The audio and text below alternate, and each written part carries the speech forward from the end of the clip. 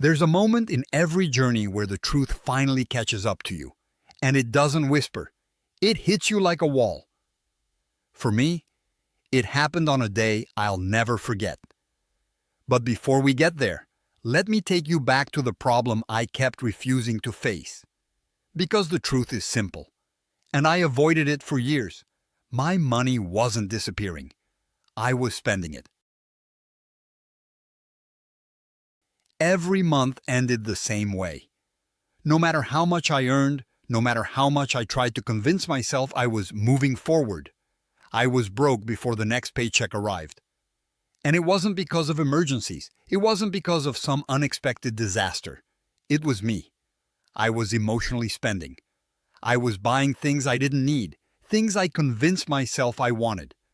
I was rewarding myself with quick treats because I felt tired or bored or stressed. And I was buying food way too often because cooking felt like another problem I didn't have the energy for. Every swipe felt tiny. Every purchase felt harmless. Until the end of the month, when all those tiny decisions combined into one huge problem. Embarrassment, disappointment, hopelessness. That became my routine. Every month had a pattern to it. At the start, I felt confident. There was money in the account, bills were covered, and I convinced myself I was finally getting ahead. By the second week, the cracks appeared. I'd buy food instead of cooking, telling myself I deserved a break. I'd buy something small because it lifted my mood. I'd order something online because it gave me 5 minutes of relief from reality. By week 3, I didn't want to open my banking app anymore. Avoidance felt easier than facing the truth. And week 4, that was always the same. The frustration, the embarrassment, that sinking feeling in my stomach. The same thoughts, the same promises, the same mistakes. I wasn't in control. My emotions were. Looking back, I think the scariest part wasn't the spending itself. It was the denial. I kept telling myself things were normal, that everyone struggled at the end of the month, that I was just tired or stressed or going through a tough season. But deep down, I knew the truth. I was avoiding responsibility. I was numbing myself with little purchases because I didn't want to deal with the bigger issues in my life. And the longer I avoided the truth, the heavier it became. Every time I said, "It's fine," something inside me whispered, "No, it's not." Something inside me knew that if I didn't take control soon, something bigger was going to break. And it did. My son got sick. Not the kind you wait out. The kind where you know he needs a doctor. I opened my banking app hoping, praying, that I had just enough. But I didn't. There wasn't enough money. And in that moment, everything I'd been ignoring, everything I had pushed aside for years, hit me all at once. I had to borrow money. Again. From my parents. Again. The embarrassment hit first. How was I a grown man? A father? Unable to take my own son to the doctor. Then disappointment. At myself. At the decisions I'd been making. At the habits I refused to change. And then the hopelessness. That crushing feeling that maybe nothing would ever change. Maybe I'd live like this forever. Stuck, ashamed, and pretending everything was okay. But then, something shifted. Right there, in the middle of that shame, I made a promise to myself. This will never happen again. My son comes first. His needs come first. Always. Not spoiling him.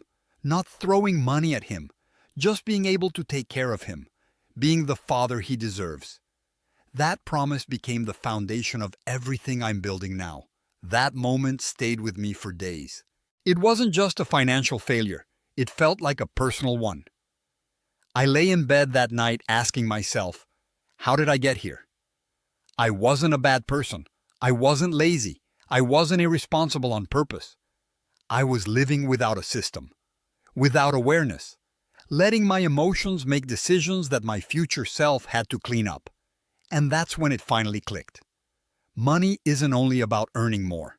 It's about prioritizing what matters, protecting what matters. And nothing mattered more than my family. That realization changed something in me permanently. Once the emotions settled, I asked myself the question I'd been avoiding for years. Where is my money actually going? Not the excuses, not the stories I told myself, not the fake reasons, the truth. So I started tracking every dollar, every cent, every swipe, every emotional purchase, every quick treat, every convenience meal, everything. The picture that appeared was uncomfortable, but honest. My money wasn't disappearing. I was handing it away one careless decision at a time. And the cost wasn't financial. It was deeper. It was my dignity, my confidence, my peace, my ability to take care of my son, my freedom. The more I tracked my spending, the more honest I became with myself. I began to understand why I was spending, not just what I was spending on. Most of my purchases weren't about needing anything. They were about avoiding something, avoiding stress, avoiding discomfort, avoiding responsibility. And when I finally admitted that, the guilt faded. Instead of beating myself up, I started taking ownership.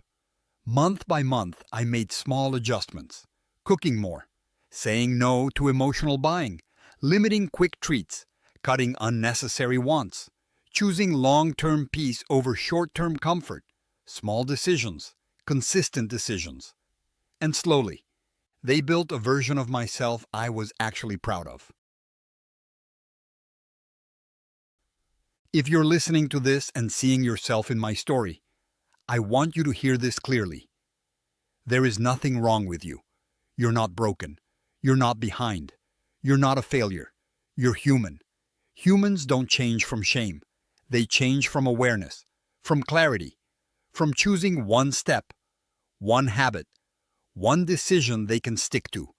That's how real change begins. Track everything you spend, not to punish yourself, but to finally understand yourself. Once you see the truth, you can finally take charge of your future. This episode isn't just about budgeting. It's about responsibility. It's about honesty. It's about confronting the habits that hold you back and choosing to become someone stronger. For me, that shift started with my son. For you, it might be something different. But whatever your reason is, let it drive you. I'm JP, and I'll see you in the next one.